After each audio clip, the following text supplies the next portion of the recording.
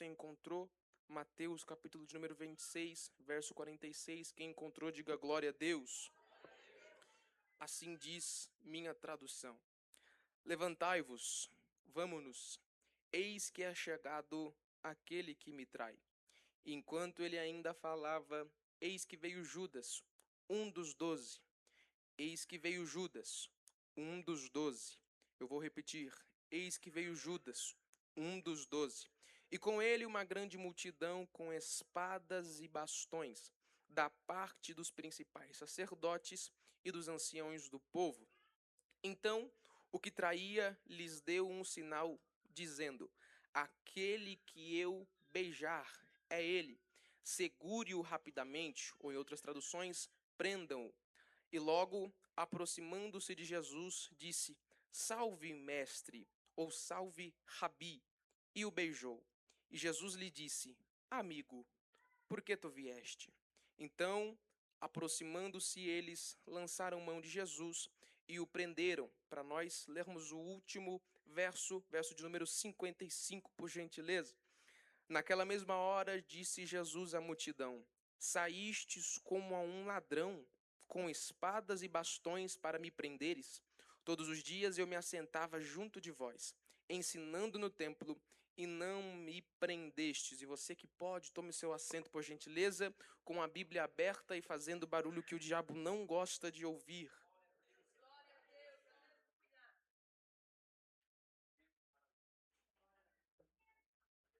Meus irmãos, a fim de lançar luz à sua memória, nós, a última vez que tivemos a oportunidade de dar prosseguimento, continuidade a essa série de mensagens da ceia ao Calvário, Jesus está no Getsêmani, passou pelo momento das suas orações, passou pelo momento da sua agonia, passou pelo momento do seu sofrimento, a chegar a suar gotas de sangue. Olhou para os seus discípulos, para aqueles mais próximos, para um grupo seleto que ele trouxe consigo para caminhar perto dele, para orar junto com ele, para vigiar junto com ele. Viu esses discípulos dormindo. Passou por esse momento de agonia no Getsêmani. E eu preciso trazer luz à sua memória para você não se esquecer que o Getsêmani é o lugar da prensa do azeite. O Getsêmani é o lugar da pressão. O Getsêmani é o lugar da opressão. O Getsêmani é o lugar da prensa. Getsêmani é o lugar de aperto. E não há, na Bíblia Sagrada, senhores, lugar melhor para Judas aparecer. Judas seria evidenciado como traidor no Getsêmani. Esse foi o melhor lugar para Judas dar as suas caras, revelar quem era, mostrar que era um traidor, porque Judas traiu o mestre, Judas traiu a Cristo, Judas traiu o Messias, e é exatamente no lugar da prensa que Judas é revelado como o traidor, até porque um traidor vive de aparências, um traidor vive de narrativas, e nós precisamos lembrar que Judas fazia parte dos discípulos daquele grupo seleto, selecionado, que andava com Jesus, que foi escolhido por Jesus. É importante nós lembrarmos que no ministério de Jesus, em todas as narrativas dos evangelhos, até esse momento, Judas está presente. Por mais que às vezes o seu nome não seja evidenciado no texto, Judas está presente. Judas, mesmo sendo traidor, estava no momento que a água foi transformada em vinho.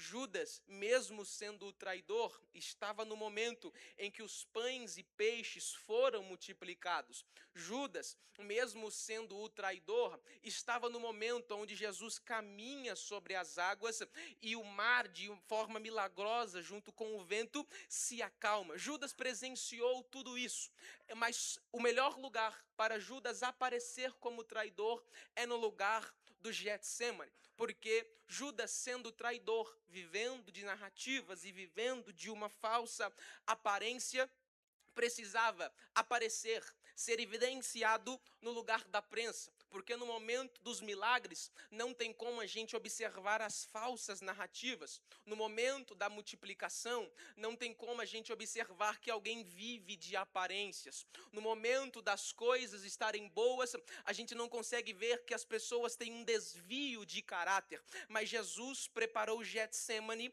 para revelar o traidor, até porque traidor não aguenta pressão, traidor não aguenta o lugar da prensa, traidor não aguenta sofrer pressão, traidor não aguenta ser pressionado, até porque se ele vive de aparências e se ele vive de fala, se ele vive de uma narrativa, ele precisa sustentar a narrativa e na pressão ele não consegue. Se ele vive de aparências, na pressão as máscaras caem. Se ele vive de aparência, não tem como ele sustentar aquilo na hora da pressão. O que eu vim para te dizer essa noite, para você entender, é que você tem passado por alguns Getsêmanes da sua vida, que você está doendo, está te apertando, você tem sofrido pressão, você tem orado e se perguntado, Deus, por quê? Por que eu estou passando por isso? Por que essa dor? Por que essa agonia? Por que essa angústia? Jesus está te dizendo, fique tranquilo, porque no momento da bonança você não consegue ver quem é quem. No momento da festa e da alegria você não consegue ver quem está do seu lado, quem não está. No momento do churrasco, do domingo, você não consegue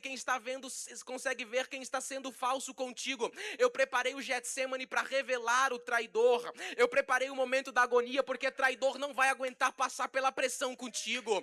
Traidor não vai aguentar passar pelo momento da dor, da agonia, da pressão, da opressão. Louvado seja Deus pelo Getsemane, porque as máscaras caem, o desvio de caráter é revelado, aquilo que o traidor escondeu por tanto tempo, no momento da agonia e da pressão é revelado.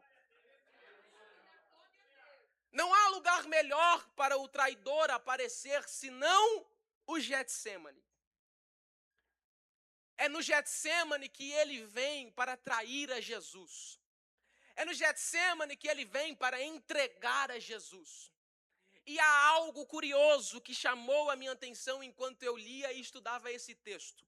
É que no versículo de número 47 a Bíblia diz que veio Judas, um dos 12. E esse um dos 12 não está aqui por acaso, tanto é que esse um dos 12, essa expressão, essa frase, aparecem nos evangelhos sinóticos, que é Mateus, Marcos e Lucas. Mateus, capítulo de número 26, verso 47, aparece Judas, um dos 12. Marcos, capítulo de número 14, verso 43, aparece Judas, um dos 12. Lucas, capítulo de número 22, 47, aparece um dos 12, chamado Judas. Isso está aqui e não é à toa, até porque, senhores, se nós estivermos lendo o texto, acompanhando a história, acompanhando a narrativa, nesses mesmos capítulos que eu citei no início, nós já podemos observar que Judas já tinha se encontrado pregando para ele moedas de pratas, recebendo as moedas em troca de Jesus. Nós já sabíamos que seria Judas que iria trair a Jesus.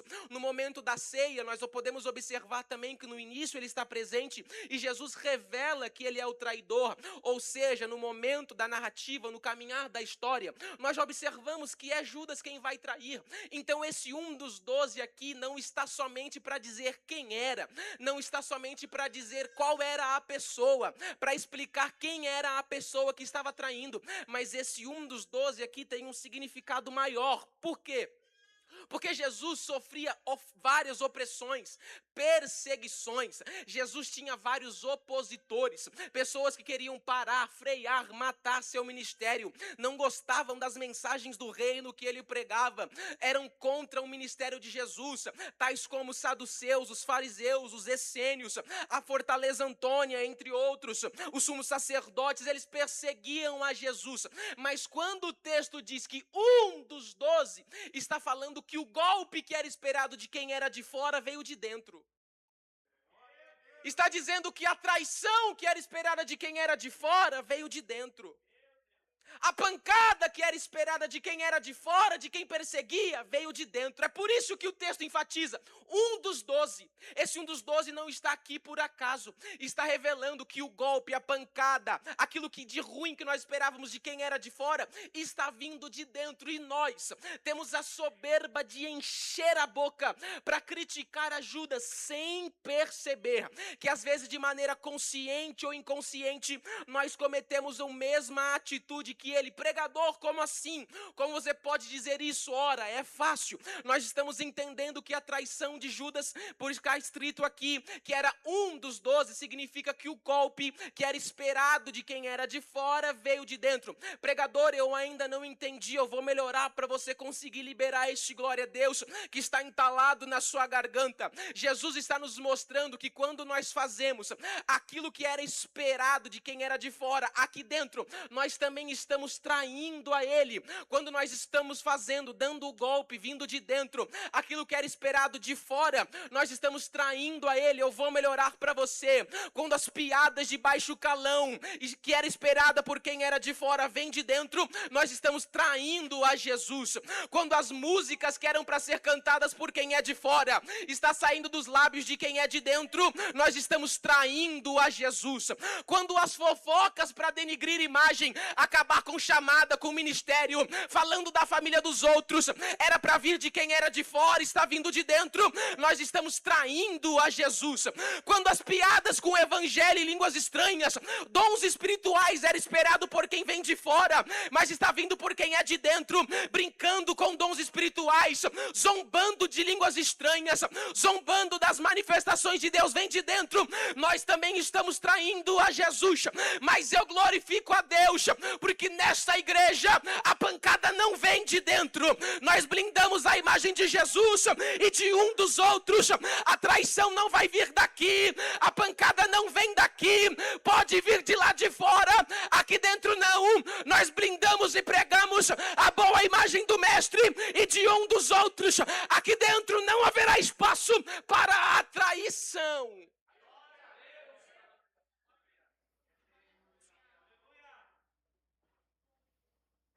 Judas combina um sinal. Ele diz: aquele que eu beijar, aquele que eu der um beijo, esse é ele. Prendam-o, segurem-o. Isso é um tanto curioso. Por quê? Ora, Jesus se tornou um pregador influente na sua época, sim ou não? Jesus se tornou um pregador influente no seu tempo, sim ou não? Por que é que Judas precisa dar um beijo para evidenciar quem Jesus é? É porque Jesus não tem a pretensão de aparecer. Jesus nunca teve a pretensão de ser visto. Jesus nunca teve a pretensão de trazer a glória para ele. Jesus nunca teve a pretensão de aparecer, dar as caras, mostrar o seu rosto. A glória sempre foi do Pai. A glória sempre foi do Pai. É o próprio Filho de Deus que veio na terra para nos ensinar. A glória sempre foi do Pai. É uma pena, você não entendeu. Jesus está dizendo a glória é do Pai. Porque nós vivemos em um tempo onde os mensageiros querem aparecer mais que a mensagem. O importante é ter a foto no cartaz. O importante é estar em tal evento. O importante é me verem fazendo. O importante é se alguém vai ver que eu estou contribuindo, cooperando, fazendo. Jesus está nos ensinando. Nós não precisamos aparecer. A glória é do Pai, o louvor é dele, a palavra de bênçãos é para ele, o louvor é para ele, a glória é dele. Eu não preciso aparecer, que eu diminua, que eu desapareça, mas que o nome dele seja glorificado eternamente. Segundo, quando Judas diz, aquele que eu beijar para evidenciá-lo, significa que Jesus se parece com seus discípulos e os seus discípulos se parecem com Jesus. Para evidenciá-lo, Judas precisa dar um beijo para os outros descobrirem quem ele é. Porque Jesus se parece com seus discípulos e os seus discípulos se parecem com Jesus. Jesus se parece com seus discípulos e os seus discípulos se parecem com Jesus. É por isso que o traidor precisa fazer algo para mostrar quem ele é, porque Jesus se parece com seus discípulos e os seus discípulos se parecem com Jesus. Eu vou melhorar para você liberar este glória a Deus. Jesus está nos mostrando através da sua palavra que quem anda com ele fala como ele, quem anda com ele se parece com ele, quem anda com ele se veste como ele. Nós podemos até usar a boca para dizer que somos discípulos dele, mas se eu não falo como ele, não ando como ele, não amo como ele, não sirvo como ele, eu não me pareço com ele. Discípulo que é discípulo de Jesus se parece com ele. Quando alguém olhar para o discípulo vai pensar, é o discípulo ou é Jesus? Porque eu estou vendo Cristo nele, eu estou vendo Jesus nele. É por isso que Pedro depois no pátio é evidenciado. Por quê? Porque quem anda com Jesus se parece com ele, quem anda com Jesus se veste como ele, quem anda com Jesus fala como ele. Deixa eu dizer algo para você, crente, nem para desviar você serve mais. Você pode até pensar que vai ter vida lá fora, mas não tem como, porque você anda como ele, você fala como ele, você se porta como ele. Você pode até estar em um dia desanimado, querendo parar, mas alguém vai olhar para você e vai dizer, você é crente, porque eu vejo algo em você, há uma luz em você, há um brilho em você, isso é o Espírito Santo. Sabe por quê? Porque você é discípulo dele e se parece com ele. Aleluia, Jesus. Judas chega até o Jesus, saúda ele, cumprimenta ele, o chamando de Rabi, o chamando de mestre. Por quê? Porque ele não reconhece Jesus como Senhor. Ele não reconhece Jesus como o Messias. Não é somente o ato da traição, mas algumas atitudes incutidas também mostram, revelam o seu coração. Quando ele chega até Jesus, ele não diz mestre, ou melhor, ele não diz Senhor. Ele não diz Messias, aquele que é aguardado de Deus. Ele diz Rabi. Ele até reconhece que ele é um doutor na lei. Ele até reconhece que ele tem propriedade na fala, mas não reconhece ele como Senhor. Não reconhece ele como Messias, o Filho de Deus, aquele que viria para salvar a humanidade. Entretanto, mesmo ele o beijando, o traindo, chamando de Rabi, de mestre, a resposta de Jesus é linda. Porque ele veio para trair, ele veio para entregar. Com um beijo vai entregar a Jesus, chamando de Rabi, de mestre, não reconhecendo como Messias nem como Senhor. Aí Jesus olha para ele e diz, amigo. Jesus olha para ele e diz, amigo. Porque a traição fala acerca de Judas. Agora, a maneira que Jesus reage fala acerca de quem Jesus é. A traição fala acerca do caráter de Judas. A reação de Jesus fala acerca do caráter dele. A traição fala acerca de quem é Judas. A forma que eu reajo à traição fala acerca de como é o meu caráter. Porque ele não reconheceu como Messias, não reconheceu como Senhor, beijou vindo para trair. Jesus poderia insultá-lo. Jesus poderia esbravecer, xingá-lo. Jesus poderia virar a cara e dizer, olha, eu até te perdoo, mas não quero papo com você. Eu até te perdoo, mas eu não quero conversa. Eu até te perdoo, mas é você lá e eu cá. Eu até te perdoo, mas eu não quero mais te ver pela frente. Jesus não faz isso, porque o caráter de Judas é de trair. Mas Jesus, por caráter dele, revela o seu amor, revela a sua misericórdia. Ainda que tenha Judas traindo, Jesus sempre estará de braços abertos para dizer, amigo, amigo, amigo. O traidor fala acerca do seu caráter, mas Jesus não muda o seu caráter por causa de quem trai. O caráter dele continua inabalável. O caráter dele continua o mesmo, dizendo, amigo, amigo. Ele quer trazer para perto, está traindo, ele está dizendo amigo. Está ferindo, ele está dizendo amigo. Eu não estou pregando dizendo para você ser bobo, mas eu estou te mostrando o caráter caráter de Jesus, a amar como Ele ama. Jesus está nos dizendo e nos ensinando: se te machucaram, te feriram, te traíram, fique tranquilo. Isso não fala acerca do seu caráter. A maneira como você reage é o que fala ao seu coração, a sua forma de amar, a sua forma de perdoar. Isso sim fala acerca do seu caráter. Jesus chama de amigo.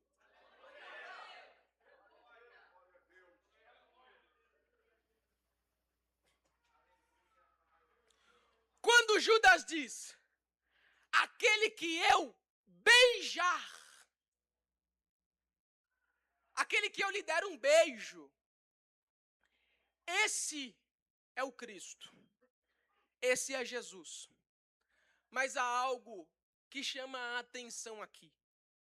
No primeiro momento, no primeiro detalhe, passa despercebido aos nossos olhos, mas há uma necessidade de nós entendermos que as Sagradas Escrituras foram traduzidas para o português, não escritas em português. Jesus está dizendo, ou melhor, Judas disse: aquele que eu beijar. E a palavra beijar ali no grego é philein, que é o termo comum, o termo normal e natural. É o termo usado e utilizado para beijo. Ele diz: aquele que eu beijar, esse é o Cristo. Só que quando o texto diz que ele chegou e o beijou, a palavra já não é mais philein.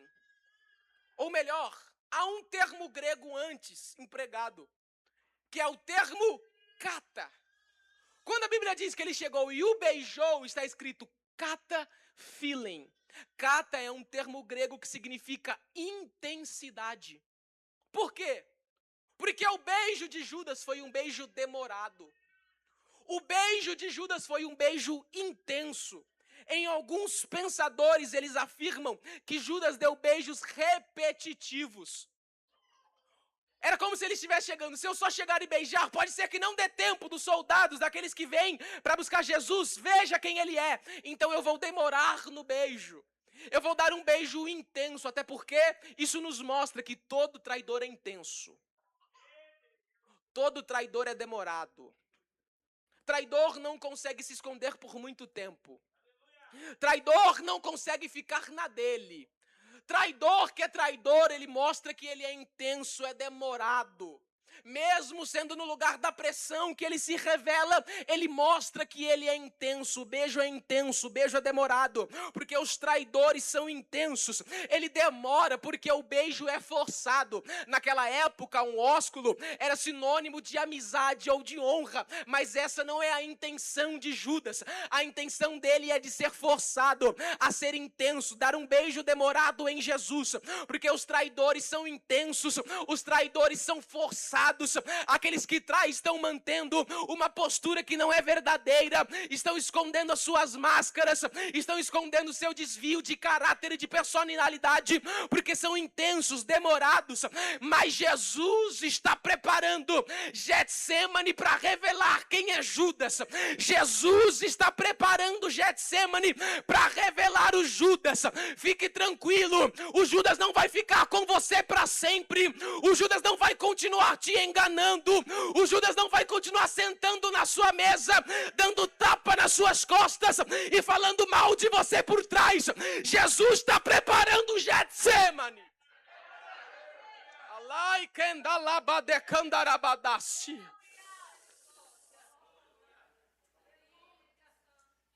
O beijo é demorado, o beijo é forçado. Nesse momento que aqueles que estão vendo que Judas está o beijando, forçando, demorando, sendo intenso, chegam para prender Jesus. Quando um dos seus discípulos, segundo os evangelhos sinóticos, não citam o seu nome, João, por outrora, cita o nome de Pedro, muito provavelmente pelo medo de acontecer algo com Pedro, é que os sinóticos não citam o nome dele, porém, como João é escrito 80 anos depois, Pedro já foi martirizado, ele cita o seu nome. Pedro pega uma espada e fere a orelha do servo do sumo sacerdote. Fere, corta a orelha de Malco. Deixa eu dizer algo para você. Pedro não era nenhum espadachim. Pedro era pescador, não era samurai. Tem que ser muito bom na espada, principalmente nas espadas daquela época, para cortar só uma orelha. A intenção de Pedro não era cortar a orelha. Ele não é habilidoso com espada. Pode ser que o servo desviou, ele cortou a orelha. Mas a intenção de Pedro é de cortar a cabeça. Nós criticamos Pedro porque ele negou 3 vezes, mas ele está cumprindo com a palavra que disse. Por que, Josué? Porque no final da ceia ele disse: Senhor, se for preciso eu morro contigo. E vamos observar o cenário. Há uma multidão que vem para prender Jesus. Há uma multidão que vem com espadas, com varapaus para prender Jesus, para levá-lo. Pedro tem uma atitude de coragem, ele parte para cima, mesmo sabendo que está em desvantagem, menor número. A intenção dele é matar. O pregador, então você está me dizendo que isso é louvável, que Pedro fez certo? Não. Porque quem dorme no momento da oração quer usar armas físicas na hora da batalha. Pedro estava dormindo no Getsêmani. Pedro, na hora que era para orar, estava dormindo. Pedro, na hora que era para vigiar, dormiu. Não ficou com o mestre. Aí, na hora do confronto, ele acha que vai resolver com a força do braço. Ele acha que vai bater no peito e vai dizer: deixa comigo, eu resolvo, eu sustento, é do meu jeito, vamos ver se você é isso mesmo. Mas Jesus diz: Pedro, guarda essa arma, guarda essa espada, porque aquele que fere com a espada será ferido. Aquele que acha que vence as suas batalhas com a força do braço, vai perder elas pela força do braço. Porque quem dorme no momento da oração, usa armas físicas no confronto. Jesus está dizendo: permaneça acordado na oração, permaneça acordado na hora da vigilância. Por quê? Para você entender que a nossa guerra, a nossa batalha, não é contra carne nem sangue, mas contra principados e potestades, contra os príncipes do mal. E nós só iremos vencer na oração, no jejum, na vigilância, na consagração. Eu tenho uma palavra para liberar para os Pedros dessa noite.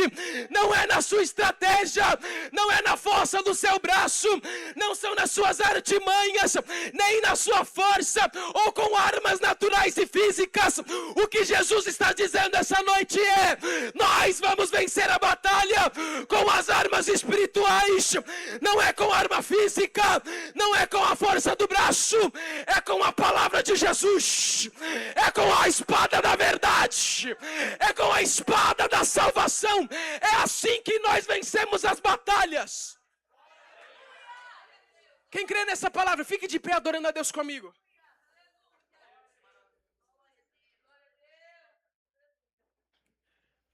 Quem dorme no momento da oração,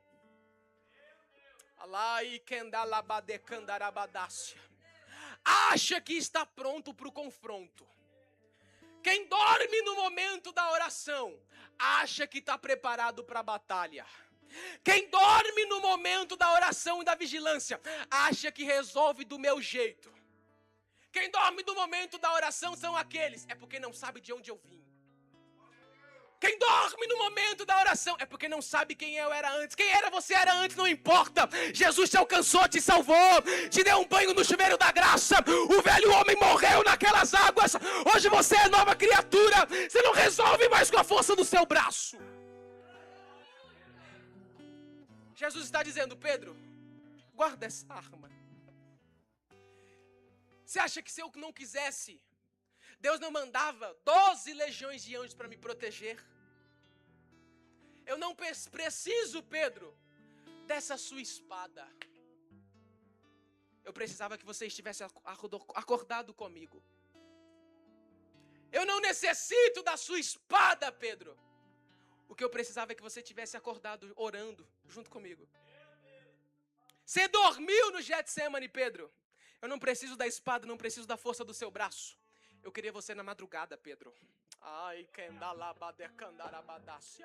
Jesus está falando com alguns esta noite, não é da sua forma, não é do seu jeito, mas eu te quero na madrugada. Você vai vencer na madrugada, você vai vencer acordado na madrugada, você vai vencer com o joelho no chão, a boca no pó, voltando-se para Ele. Não são os empresários que você conhece, não é seu network ou a sua influência, tampouco a força do seu braço e as suas estratégias, mas você vai vencer, a sua casa vai triunfar, a sua família terá vitória, quando você estiver acordado na madrugada, orando junto com Jesus, falando com o Espírito Santo, se derramando e vigiando com Ele. Para nós orarmos, é o momento que Jesus olha para a multidão e diz: vocês vêm a mim como um salteador, como um ladrão, como um bandido, com espadas, com varapaus. Logo eu, que estava sentado com vocês, ensinando, pregando, assentava-me junto com vocês. Esse texto nos mostra duas coisas. Primeiro, que a traição não vem só de Judas. Não foi só Judas que traiu. Se Jesus está falando, eu estava com vocês, eu estava junto com vocês no templo, eu estava sentado, orando, ensinando, pregando para vocês. Se Jesus está falando isso, é porque Ele conhece a multidão, não são pessoas estranhas. Não foi só Judas que traiu. Jesus não está falando para um povo estranho do que Ele não conhece. Ele está falando com uma multidão que estava sentado com Ele. E aqui nós entendemos a segunda verdade. Qual é, pregador? Jesus está nos ensinando que o coração do ministro não pode estar nos frutos, mas precisa estar na mensagem. O coração daquele que anda com Deus precisa estar na mensagem, não nos frutos que ela traz. Por quê? Porque Jesus prega, Jesus ensina, Jesus está no templo. E qual que é o fruto disso? Multidão. Traz muita gente chega perto, muita gente se aproxima. Mas isso não mexe com o ego de Jesus. Isso não mexe com a sua visão. Jesus não é movido por multidão, Jesus é movido pela mensagem.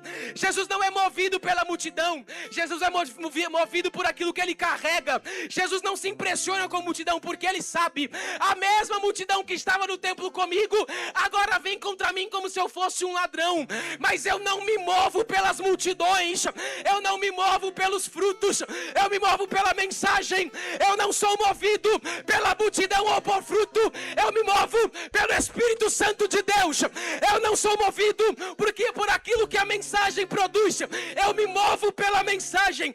Se tiver movimento, eu estou aqui. Se não tiver, eu estou aqui também, porque o que me move não é a multidão, não é público, não é aplauso, não é laureio. O que me move é a mensagem. O que me move é a mensagem. Multidão não me impressiona, mas eu me movo pela mensagem.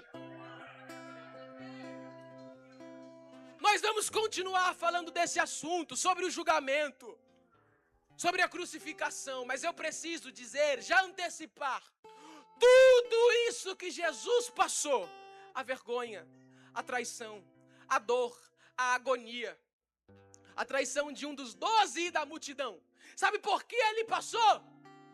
Porque Ele te ama. Candele candarabadácia. Teve gente que disse que estaria com você e quando você mais precisou te abandonou. Mas Jesus morreu no seu lugar porque te ama. Alguém disse, eu estou junto contigo e vou até o final. No momento da agonia, da dor, do Getsemane, desapareceu. Mas Jesus está dizendo, eu não te abandono, eu vou contigo até o fim. Morri na cruz do Calvário, deixei todas as gotas do meu sangue lá, porque eu te amo. E deixa eu melhorar para você. Ele morreu para te dar salvação, morreu para perdoar os seus pecados, morreu porque tinha um plano e um propósito para você, para sua casa, para sua família. glória. Eu não sei se você entendeu isso aqui, mas eu preciso liberar para quem tem mão para levantar e boca para dar glória. Jesus foi crucificado no madeiro para que você estivesse aqui hoje, como igreja, com a sua família. As gotas de sangue não foram derramadas em vão. Deixa eu liberar isso aqui para você. Tudo aquilo que ele escreveu para sua casa, para sua história e para sua família, no nome de Jesus, vai acontecer, vai acontecer, vai acontecer. Ele morreu porque te ama. Eu preciso orar. Eu quero orar com vocês, mas eu preciso ser obediente à voz de papai que soa ao meu espírito.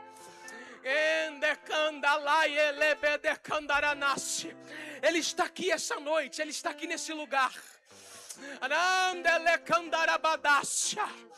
Não era para você ter vindo, não era para você ter chegado. Sabe por que veio? Porque ele te ama. Sabe por que ele te guardou? Porque te ama. Sabe por que você está vivo? Porque ele te ama. Sabe por que ele te guardou? Sabe por que ele te blindou? Não deixou você morrer naquele acidente, porque te ama.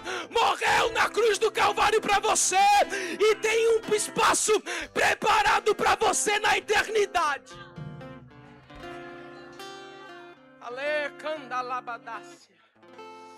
Eu preciso orar, eu quero orar. Primeiro, eu preciso saber. Eu quero ter o privilégio de conhecer, por favor. Isso aqui não é para te constranger, eu quero ter o prazer de te conhecer. Se há alguém entre nós que ainda não é crente, ou que está afastado da igreja, olhe para mim, olhe bem dentro dos meus olhos azuis agora. Se você olhou, você viu que não é azul. Olhe para mim. Jesus te trouxe porque te ama. Eu quero ter o prazer de te conhecer. Se há alguém entre nós que ainda não é crente, ou que está afastado da igreja, não me tenha por indelicado. Se você se afastou, não me importa o motivo. O que importa é que Ele te ama e te trouxe aqui esta noite. O inferno não vai parar a obra que Jesus tem para você. Ele não morreu em vão. O sangue de Jesus te alcança essa noite. Eu preciso que os irmãos que oram, que intercedem, dobrem intercessão agora, porque eu sinto o espírito tremer, a minha carne tremer. E Jesus está me dizendo que existem correntes sendo quebradas esta noite. Jesus está dizendo que está quebrando correntes esta noite. Há uma guerra no mundo espiritual sendo travada. Mas deixa eu liberar para a igreja se alegrar. Satanás perdeu. O inferno perdeu. Existem correntes quebrando. E eu preciso te dizer: larga essas correntes que te prendem. Eu estou te esperando no altar. Eu estou te esperando no altar. Você que quer entregar a vida para Jesus, você que quer se entregar para Ele, reconhecer Ele como o único e suficiente Salvador. Se você nunca conheceu ou se afastou, eu preciso te dizer isso aqui: Ele te ama, Ele quer te salvar, Ele quer escrever o seu nome no livro da vida, Ele quer ver você na eternidade. Essa é a sua noite.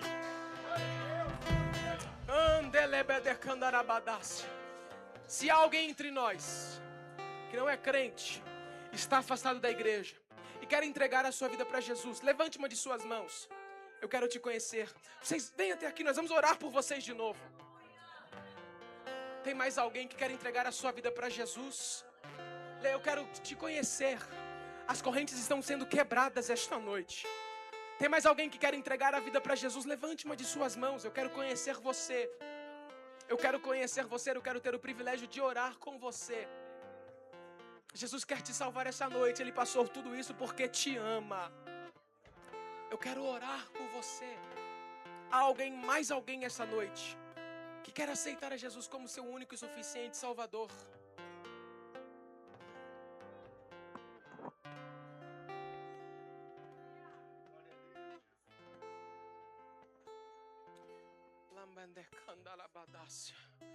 Esse jovem aqui, olhe para mim. É Júnior. Isso. Foi o Senhor quem te trouxe essa noite. Foi Jesus quem te trouxe neste lugar. Eu olho para você e vejo no seu coração algumas raízes.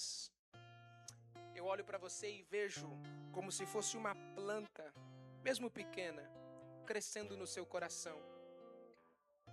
O Espírito Santo testifica ao meu espírito que você conhece o Jesus que eu estou pregando. Jesus está dizendo essa noite, você não tem ideia de quantas pessoas que te cercam não suportam você. Te chamam de amigo, te chamam de parceiro, te chamam para rolês, mas não gostam de você. O desejo deles era te ver destruído.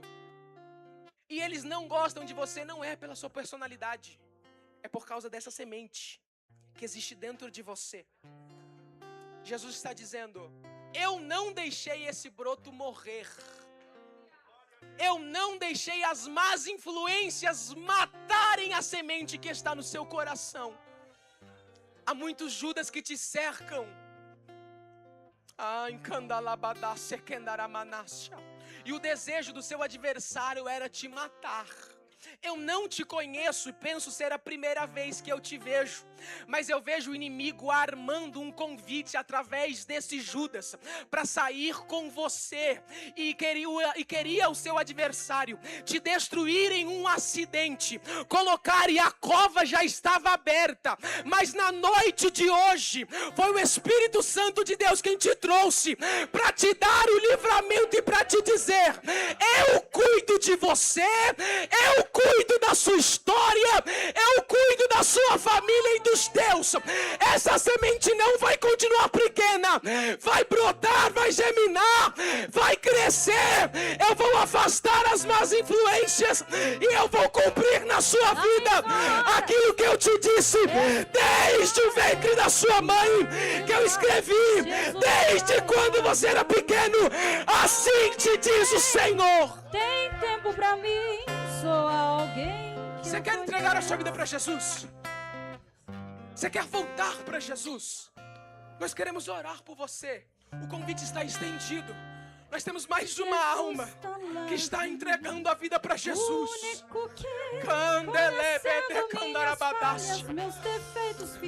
A sepultura foi fechada, o inferno perdeu. Mais uma alma está sendo salva para a glória de Deus. Se há mais alguém, eu estou te esperando, eu não tenho mais tempo, eu preciso orar. Se há mais alguém, eu estou te esperando no altar, vem enquanto eu oro. A igreja, feche os teus olhos, estenda suas mãos para cá, nós vamos orar. Me ajude agora orando, intercedendo, porque uma batalha foi travada, mas nós tivemos vitória. Feche os seus olhos, estenda suas mãos.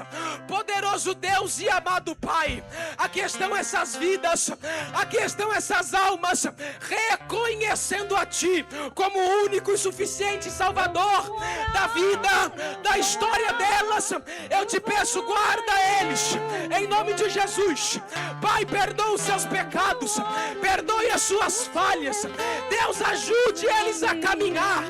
Deus, não deixe tropeçar e vacilar os seus pés, mas dê graça a eles. Tem misericórdia, para que quando a trombeta toque, junto com a igreja, eles possam subir no arrebatamento. Abençoe a tua igreja, Jesus. Fortalece o teu povo. Dai-nos graça, Espírito Santo, para continuar caminhando. Assim nós oramos e pedimos no nome poderoso de Jesus. Eu oro